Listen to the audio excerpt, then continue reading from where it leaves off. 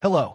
In this video, I'll show you how this simple Python script creates a QR code that links to any website. First, we need to install a Python library. Open your terminal and run this. We begin importing the QR code library. Next, we define the data we want to encode.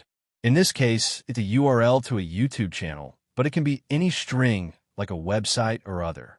We create a QR code object. Let's go over the options.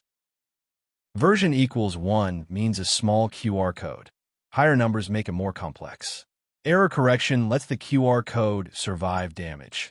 L is the lowest level, allowing for about 7% error correction. Box size sets how big each square in the QR code will be. Border defines the thickness of the border. Now we add our data to the QR code.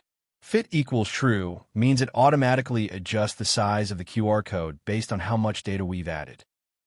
Then we create the image. You can customize the colors here. I'm using classic black on white, but you could make it blue on yellow if you wanted to. Finally, we save the QR code as a PNG image and display it. After running this script, you'll see the QR code pop up on your screen and be saved in your project folder. Don't forget to like and subscribe if you want more simple Python tutorials like this.